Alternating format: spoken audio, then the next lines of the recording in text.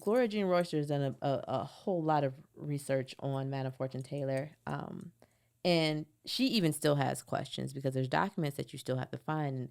And like things with me, I would love to see how much she was paid for this piece of land that was purchased or whatever. Yeah, was it market value, right? Was it it's too a lot little? of questions. Was it a fair amount? Maybe it was a lot of money and she said, okay. Right. She's an older woman. So, and that plays into it too. Sometimes if, you're older, you don't really have the muscle or whatever to deal with all this land. You're on your way out anyway, and they don't have the retirement plans in place.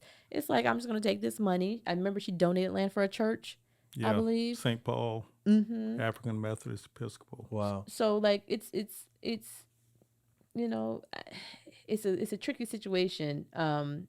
Because even today we had those questions where people argue, you need to keep this house in your family and all this stuff. And meanwhile, we're having a housing crisis and people are broke and they're like, this is my only way I'm going to get money. So yeah, there was a for Black History Month, and I'm going to butcher who the publication was, but okay. I think it was like News Channel 8 had a sort of panel on this exact subject. What do you do if grandma owns a house, she doesn't have a mortgage, you have an investor coming in that wants to buy it, and then you have that conversation with the family. No, don't sell it. This is a fantastic piece of wealth for our family.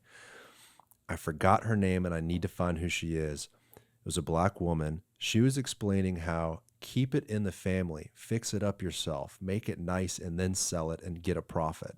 There's a lot of money to be made in that regard. Don't just sell grandma's house without fixing it up as is. You're leaving money on the table. I thought that, because I'm a real estate guy. So for me, I was like, that's a really, really good way to build an immediate source of wealth if you inherit a piece of real estate. I thought that was interesting. But if you're if you're Fortune Taylor and you're getting up there in age, your husband just died. Her husband died, as a relatively young man. So she's a widow, and you need money, and you got all this land, and people are offering you money for it.